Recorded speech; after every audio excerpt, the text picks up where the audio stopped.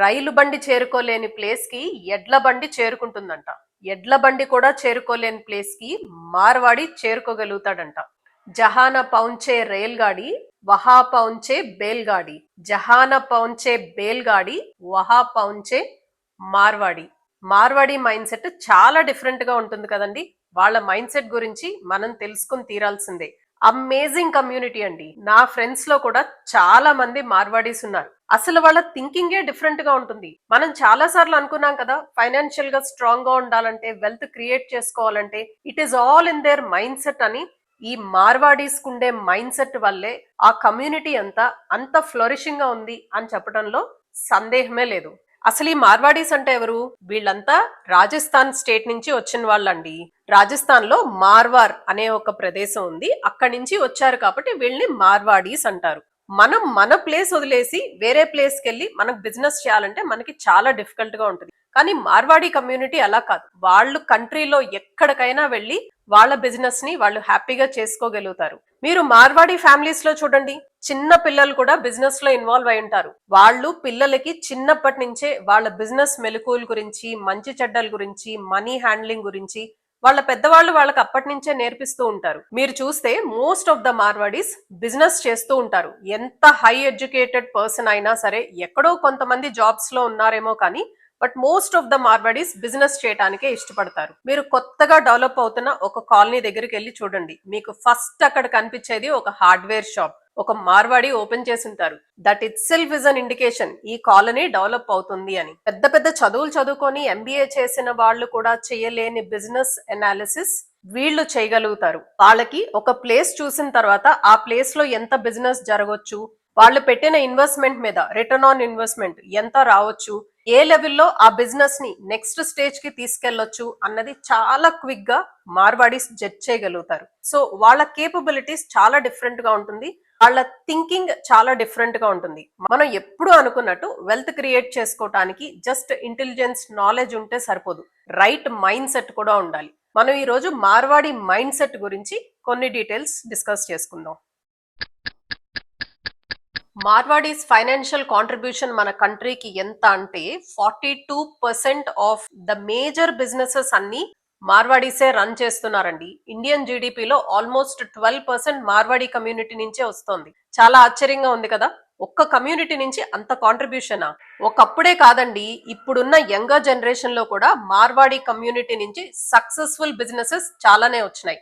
Lens card దగ్గర నుంచి, flip card దగ్గర నుంచి, జొమాటో దగ్గర నుంచి, ఓయో దగ్గర నుంచి వీళ్ళంతా మార్వాడీసే.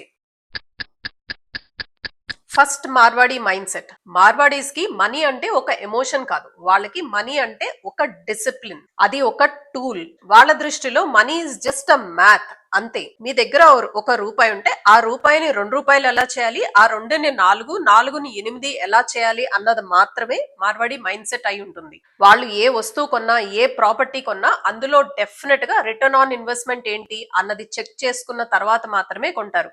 ఎమోషన్స్ కి పోయి ఎక్కడ రూపాయి కూడా ఇన్వెస్ట్ చేయరు. మార్వాడి మైండ్ సెట్ లో సెకండ్ పాయింట్, వాళ్ళ accounting skills are next level అండి. ఏ రోజు లెక్క ఆ రోజే. ఈ రోజు ఎంత స్టాక్ వచ్చింది, ఈ రోజు ఎంత సేల్ అయింది, ఎంత ప్రాఫిట్ వచ్చింది, ఎంత లాస్ వచ్చింది, రేపటికి బ్యాలెన్స్ ఏముంది అని వాళ్ళు అకౌంట్స్ ఏ రోజుకి ఆ రోజు చూసుకుని తీరుతారు. అకౌంట్ క్లోజ్ చేయకుండా ఆ రోజు వాళ్ళ షాప్ ని, వాళ్ళ బిజినెస్ ని క్లోజ్ చేయరు. అంత పర్ఫెక్ట్ గా, అంత క్లారిటీతో వాళ్ళ బిజినెస్ ని వాళ్ళు ముందుకు తీసుకెళ్తారు. నదర్ పాయింట్, మార్వాడీస్ కి బ్లడ్ లోనే అసలు బిజినెస్ ఉంటుందేమో అనిపిస్తదండి. మార్వాడీస్ ఇంట్లో చిన్న పిల్లల దగ్గర నుంచి పెద్దవాళ్ళ వరకు ప్రతి వాళ్ళు బిజినెస్ చేయాలనే అనుకుంటారు. మీరు ఎంత చదువుకున్నా, ఎంత నాలెడ్జ్ డెవలప్ చేసుకున్నా తిరిగి వచ్చి బిజినెస్ చేయడానికే వాళ్ళ పెద్దవాళ్ళు పిల్లల్ని ప్రోత్సహిస్తారు. బిజినెస్ చేయమని, దాన్ని ఇంప్రూవ్ చేయమని, దాంట్లో రిలేటెడ్ గా స్కిల్స్ డెవలప్ చేసుకోవటానికే వాళ్ళు ఇంపార్టెన్స్ ఇస్తారు.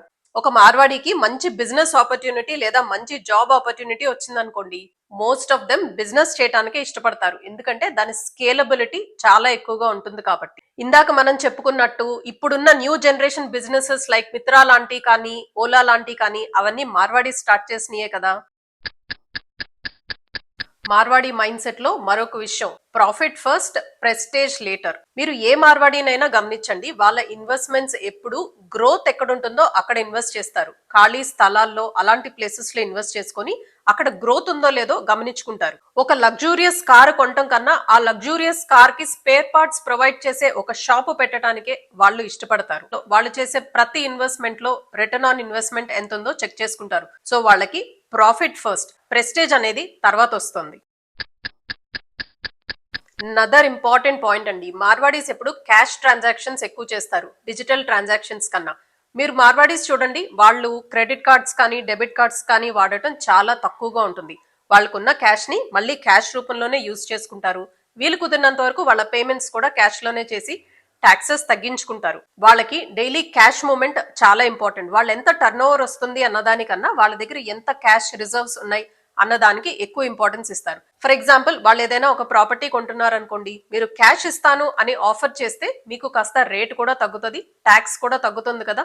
సో మోస్ట్లీ వాళ్ళు క్యాష్ ట్రాన్సాక్షన్స్ చేయడానికే ఇష్టపడతారు. మోస్ట్లీ మార్వాడీస్ అప్పు తీసుకోరు, అప్పు ఇవ్వరు. చూడండి, మార్వాడీస్ చాలా మంది ఏదైనా ప్రాపర్టీ కొనుక్కున్నప్పుడు కానీ, లేదా కార్లు కొనుక్కున్నప్పుడు కానీ, ఇల్లు కొనుక్కున్నప్పుడు కానీ, పర్సనల్ లోన్స్ కానీ మార్వాడీస్ తీసుకున్నట్టు మనకి ఎక్కడా పెద్దగా కనిపించదు. వాళ్ళు లోన్స్ జోలికి వెళ్లరు. వాళ్ళ దగ్గర డబ్బు ఉన్నప్పుడే వాళ్ళకి కావాల్సిన వస్తువుని వాళ్ళు కొనుక్కుంటారు. వాళ్ళ బిజినెస్ కూడా మోస్ట్లీ లోన్స్ లేకుండానే స్టార్ట్ చేస్తారు కాబట్టి వాళ్ళకు వచ్చిన ప్రాఫిట్స్ ని తిరిగి మళ్ళీ బిజినెస్ లోనే ఇన్వెస్ట్ చేసుకుంటారు. దానివల్ల వాళ్ళకి వచ్చే అడ్వాంటేజ్ ఏంటి, వాళ్ళ ప్రోడక్ట్ ని వాళ్ళకి కావాల్సిన ప్రైస్ కి డిసైడ్ చేసుకునే బ్రీతింగ్ స్పేస్ వాళ్ళకు ఉంటుంది. వాళ్ళకి అప్పు లేదు కాబట్టి ఆ ప్రోడక్ట్ ని కాస్త తక్కువ ప్రైస్ కమ్మినా కూడా వాళ్ళకి ప్రాఫిటే వస్తుంది కదా. అంత చక్కటి ఫైనాన్షియల్ డిసిప్లిన్ తో వాళ్ళు ఉంటారు కాబట్టి వాళ్ళ ప్రాఫిట్స్ కూడా చాలా బాగుంటాయండి. వాళ్ళు ఏదైనా ఒక వెహికల్ ని వాళ్ళ బిజినెస్ పర్పస్ కోసం కొనాల్సి వచ్చింది అనుకోండి, మోస్ట్లీ సెకండ్ హ్యాండ్ వెహికల్సే కొంటారు. ఎందుకంటే అది మీకు ప్రైస్ తక్కువకు దొరుకుతుంది కదా.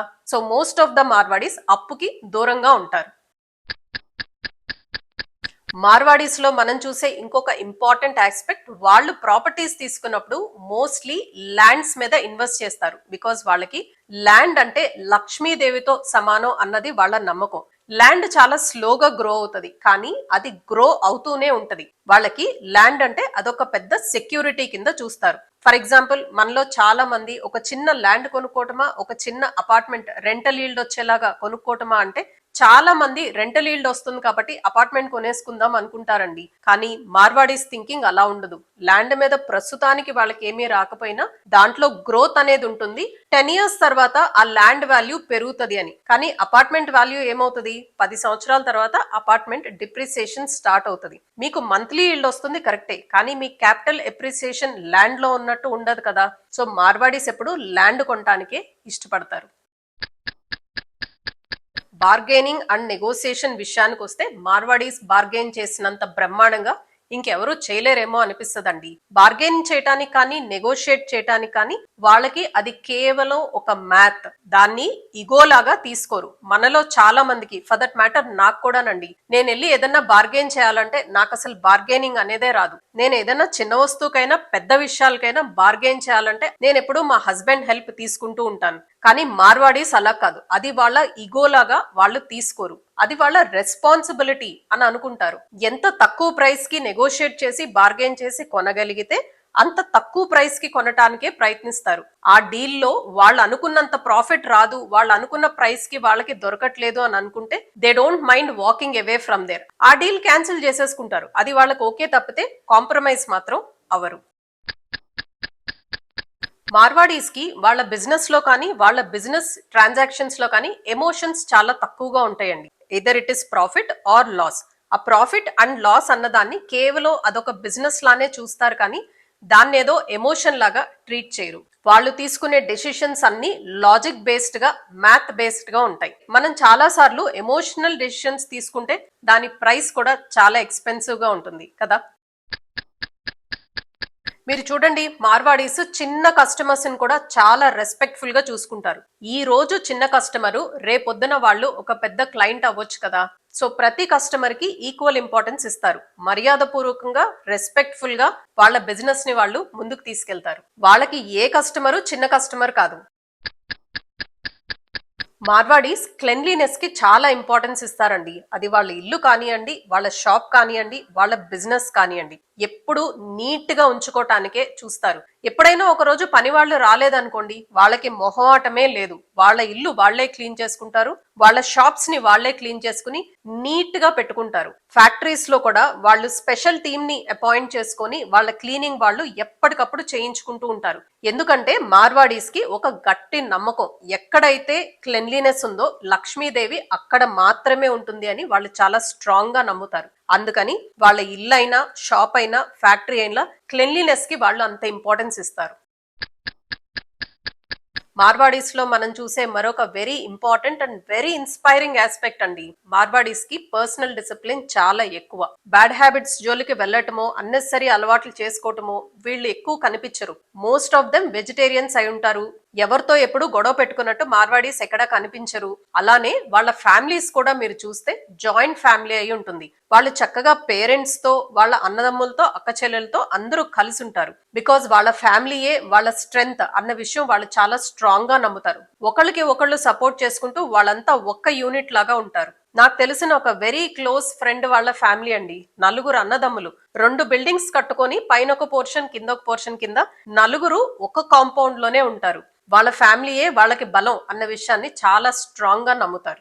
మార్వాడీస్ అంత వెల్త్ క్రియేట్ చేసుకుంటున్నారు అంటే అది వాళ్ళ మైండ్ సెట్. మనం ఎప్పుడు అనుకుంటున్నట్టు వెల్త్ క్రియేషన్ కి అతి ముఖ్యమైనది మైండ్ సెట్ అండి. మనం డిస్కస్ చేసుకున్న విషయాల్లో మీకే పాయింట్ చాలా ఇన్స్పైరింగ్ గా అనిపించింది, మీరు ఏది ఇంప్లిమెంట్ చేసే ప్రయత్నం చేస్తారు, కామెంట్స్ లో మెన్షన్ చేయండి. Thank you so much for watching till here. I'll see you again. Bye by.